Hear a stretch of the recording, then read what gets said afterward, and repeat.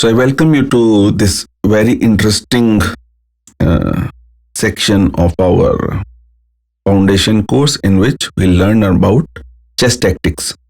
Now, as we are aware that basically there are only two ways to win a game of chess. One is by doing a checkmate, and second is by capturing more pieces, which will again enable us to finally checkmate the opponent's king. Okay, so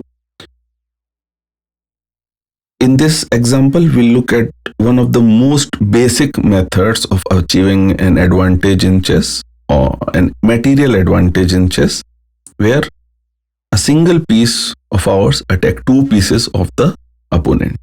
So we'll just look at position in hand, and we'll see this pawn is ready to move one step up, and the moment it does it, it attacks both the rook and the knight. Because we are aware of the movements of the pawn, it moves straight, but it attacks diagonally one square up.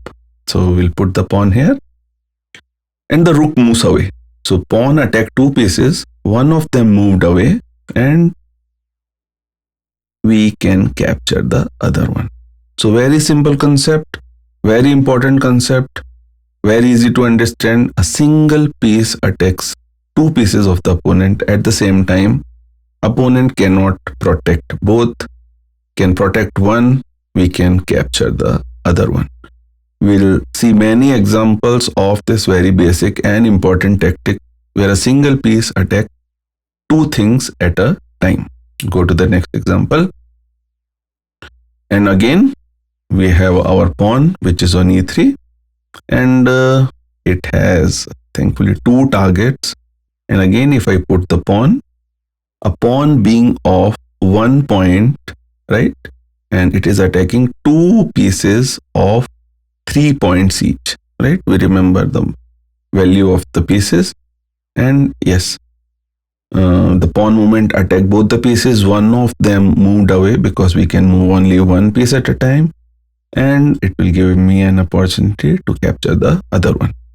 So again, very simple example.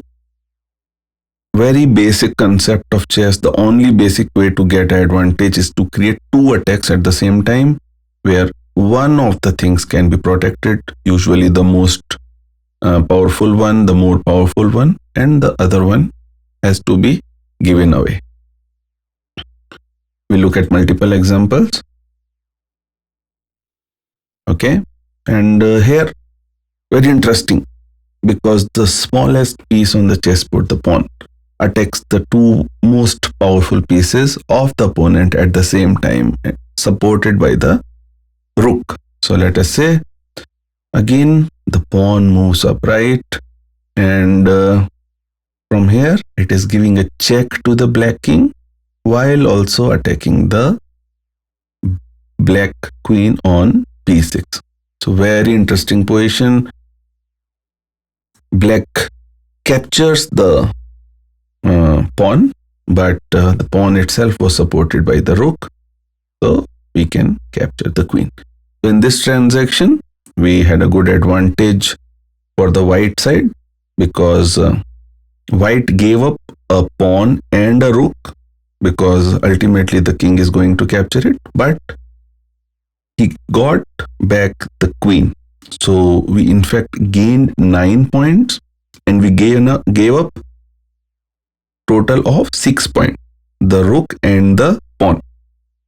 Correct. So you can calculate in this way also to see whether a particular transaction is useful for you, is advantageous for you, by simply counting the pieces that are going out of the chessboard. So in this case, the most powerful piece of the black side, the queen, went out of the chessboard, 9 points went away. And for white, we lost the rook and the pawn, so total of 6 points. So total advantage in this particular sequence of moves we got is about 3 points. Okay, so next example, similar attack with the pawn on two opponents' pieces at the same time.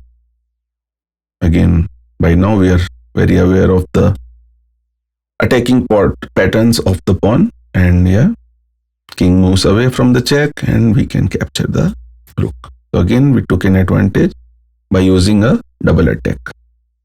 Okay, let us see and look at another example. Yes, this is also with the pawn. This I'll leave it for you to figure out on your own. It is very easy. Okay. Now, in this particular case, we have a double attack using a queen. Okay, so now I would encourage you to think where to put the white queen, from where it gives a check to the black king on c8, while also attacking the rook on h7. So we have the target on h7 and the king on c8. How would you attack it? Think for a moment.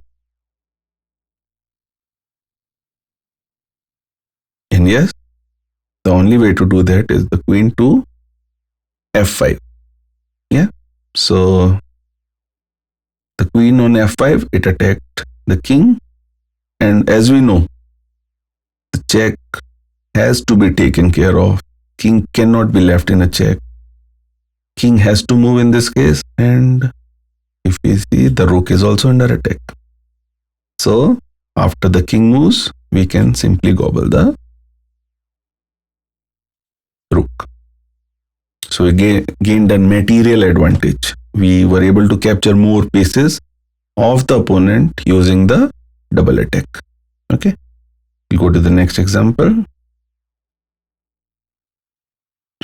Okay, so in this, it is black to move, and the two rooks are placed along a diagonal, and black has the piece which attacks and moves along a diagonal, which is the bishop. So it is not so difficult to figure out that the bishop has to move to d4 and attacking both the rooks at the same time. Okay, very interesting, right? So there is no way, because of the peculiar position of the pawns and everything, no way the rooks can support each other. Imagine this pawn was not there. The rook would have come here and supported the other rook. But in this particular case, there's no way. So let us say we'll actually move. White is able to move one of the pieces, but the other is there to be captured, and we are able to capture a rook without losing anything in this case, right? So very interesting method of double attack, very interesting way of getting an advantage in chess, and one of the, again, very basic methods of gaining an advantage. Okay, we'll look at a few more examples, and this time we are using the rook to attack two pieces of the opponent. Now, I'll also introduce to the concept of unsupported pieces. So let us say black has two pieces. One is the bishop and one is the knight, right? We say these pieces are hanging pieces. These are the unsupported pieces, because if I capture any one of these pieces, black cannot do anything about it, which means it cannot capture the attacker back, right? So these are known as the hanging or the unsupported pieces. When you have many of these pieces on the board, you're sure to have some problem with keeping them on the board. They're always coming under attack. Okay, so in this case, let us see how to attack both of the pieces using the rook, and I'll place the rook to d7. We know how the rook moves along vertical and horizontal lines, and when I place the rook here, it will be attacking both the bishop and the knight.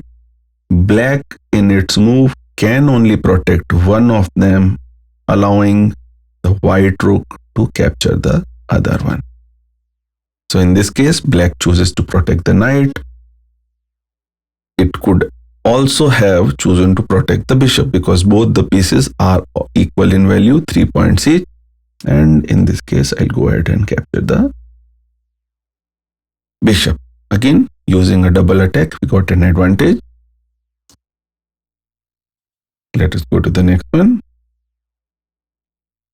Okay, and here we have the queen.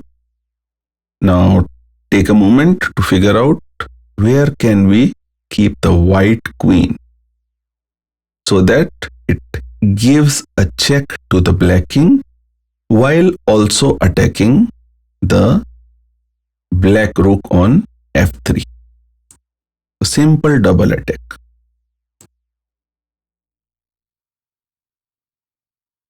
Think for a moment. And yes, you are right if you thought it is queen to h5.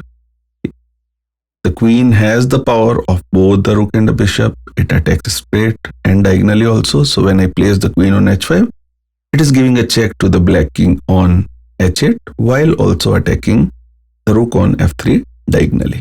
Black has to take care of the check, and I go ahead and capture the rook, gaining a advantage of 5 points. Right? I captured the rook. I did not lose anything. So an advantage of 5 points. As we know, the value of the rook is 5 points. Okay. Again, black has to attack the king and the queen at the same time, and this is pretty evident. There's only one way to do it, by placing the rook on e4. Check. White chooses to capture the rook because if it simply moves away the king, black in its next move will go ahead and capture the queen, and the white will lose the queen without getting anything back. So in such cases, when you are about to lose one of your pieces, it is best that you use that piece to capture whatever is available. In this case, the rook. So white captures the rook and the pawn can capture it back. Okay, so in this transaction, it was good for black. It lost the rook, which is 5 points, but it gained the queen, which is 9 points. So a total advantage of 4 points. Okay. Let us see what else we have. Okay. With the king. Okay, so usually the king is a defensive piece. Right now it is under a check with the knight on g2. But here it can do something very useful by going to f3 and attacking both the pieces at the same time. Black chooses to protect the more valuable piece. Very important thing to remember and understand. Two pieces are under attack. You should protect the piece which has more value. In this case, the rook is 5 points, as we already know, and the knight is 3 points. So when black is presented with the option of losing one of the pieces, it chooses to lose and give away the piece which is lesser in value. And here I will go ahead and capture the knight. Okay. So I hope you really enjoyed this lesson and understood this very important concept of double attack. Very important and simple concept, happens all the time on the chessboard. In a chess game, you attack two pieces at the same time. Only one, usually the bigger one, the more powerful one, the more important one can be protected and the other can be captured. Okay, so with that, we'll close this chapter. I encourage you to try all these exercises on your own, and it will help you to understand and develop your pattern recognition of the tactics of double attack. I'll see you in the next lesson.